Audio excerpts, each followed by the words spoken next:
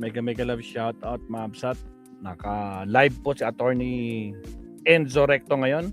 Ang topic niya sa kanyang live si Ridon naman ang bumibira kay Sara at sa kampo nito. Kunwari pa siyang VP, hindi niya alam ang tungkol sa pag-file ng petition. Ay, anong nangyayari dito, Attorney? Diyos ko Lord, ako po. Nag-umpisa na ba to? I think so. Nag-umpisa na to. Kaka-umpisa pa lang. Pwede na mag-cash in sa Bayad Center. O, kaka-umpisa pa lang nga. Dahil Pagcor. Again, sa mga bagong pasok, huwag kalimutan mag-like and subscribe. Tragis, oh. Ang haba ng harang ni Attorney. Ako, dalawa pa. Live kasi guys. Naka-live si Attorney. Nakatap tayo eh. Ay, tapos na yung kanya. Okay. Ulitin na natin. Tapos na. Pasok, Attorney. O, si Ridon naman ang bumibira kay Sara at sa kampo nito. Kunwari siya, Vice President. Hindi niya alam ang Enzo Recto, kalaban ang katiwalian at kasinungalingan, kakampi sa katotohanan at kabutihan. Yung panggulo lang po yun eh. Yan. Kasi una sa lahat, hindi naman po yung pangalawang pangulo po yung nag-file po ng petition po na ito. Pangalawa, wala ho talaga nga batayan po yung petition dahil lahat po ng ginagawa ng House Justice Committee ay within the 1987 Constitution provisions, within the House rules po on impeachment. At in fact, at ito po yung pinakabago, within po yung po Supreme Court resolution and decision po ng previous Duterte case. No? Doon po sinabi ng Korte Suprema na yung pong rules mismo ng Kongreso on impeachment ay sumusunod po sa due process rights po ng mga impeachable officials. Yun yung una. Pangalawa, ang sinasabi po roon ay yung po mga hearings ay dyan po talaga ang lungsaran po ng pagkuha ng mga ebidensya. At yung po mga ebidensya ay katulad po ng mga dokumento, mga witnesses, at iba pa. So ibig sabihin, talaga hong talagang walang batayan yung pong sinasabi ng lahat po ng mga tumututol sa impeachment na ito po ay nearly fishing expedition.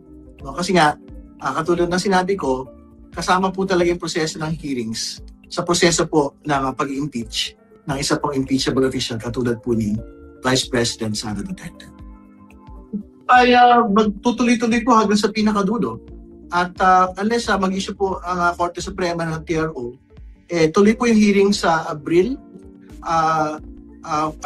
14 at lahat po ng mga pagdinig ay magtutuloy-tuloy po. At lahat po ng mga sabina na hindi po mula sa mga ahensya po ng gobyerno, katulad po ng tax documents, corporate documents, SALN ng pangalang Pangulo, ay matatanggap na po ng komite over the course of 2 weeks.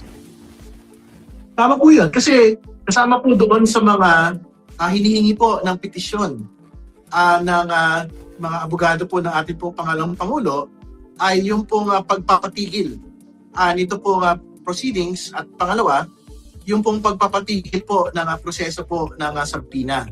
Pero katulad po ng binabanggit ko, kasama po doon sa kapangyarihan po ng mga pagdinig ay yung pong tinatawag na compulsory processes at kasama po dito yung kapangyarihan po na magsubpoena po ng mga dokumento.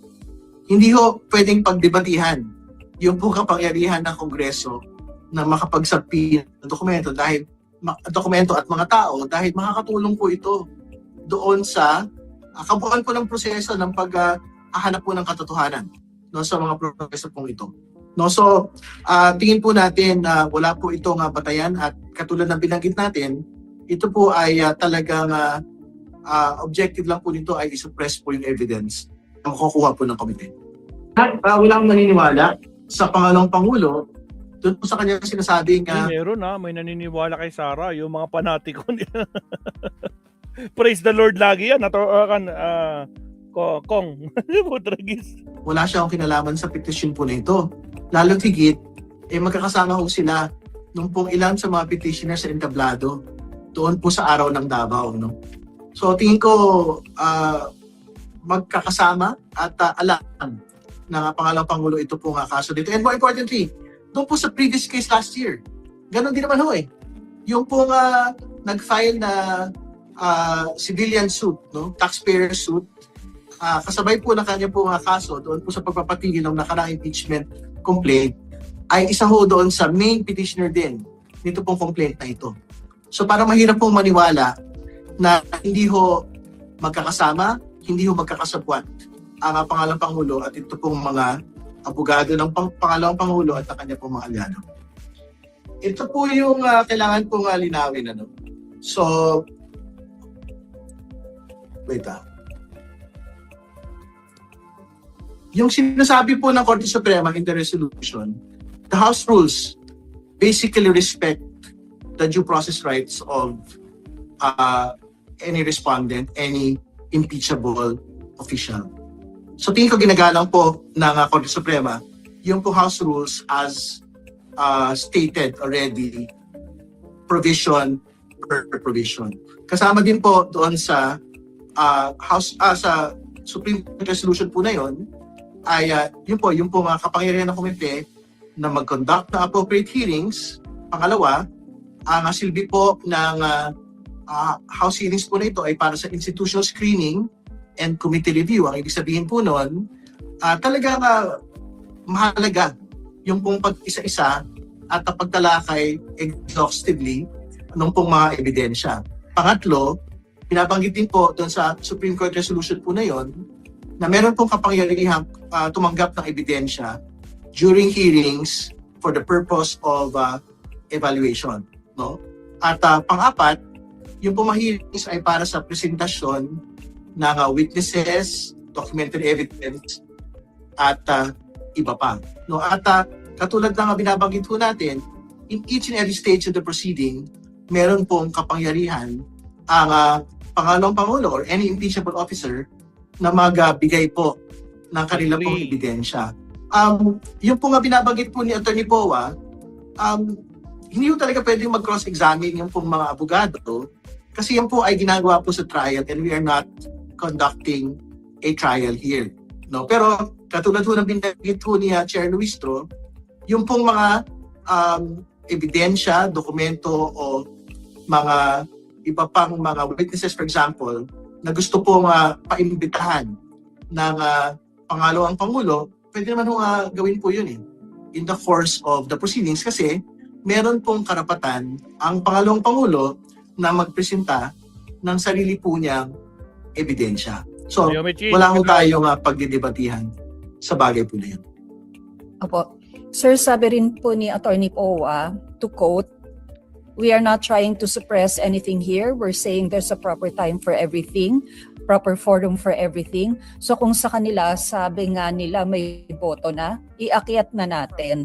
Doon naman malalabas din naman mga bagay na ito. Hindi naman natin maiiwasan yun. We are not delaying anything. He's also saying na sa Senate na lang sila sasagot.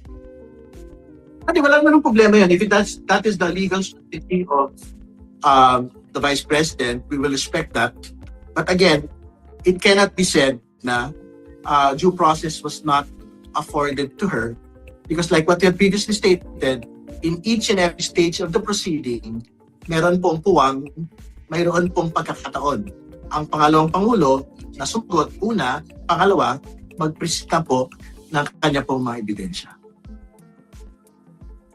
Thank you, sir. So again, to wrap it up, no, hindi ko pwedeng sabihin ng pangalawang Pangulo na yung pong process rights, particularly yung right to cross-examination, ay mababali ng komite po. No? Dahil yung pong Korte Suprema in their resolution already stated na the House rules itself afford the due process rights of impeachable officials. No? At kasama po doon, yung binabanggit po roon na meron pong karapatan mag-direct at cross-examine ang mga miyembro lang po ng Kongreso. Wala akong pagbabanggit doon na meron pong karapatan mag-direct at cross-examine yung pong complainant at yung pong respondent. Yun.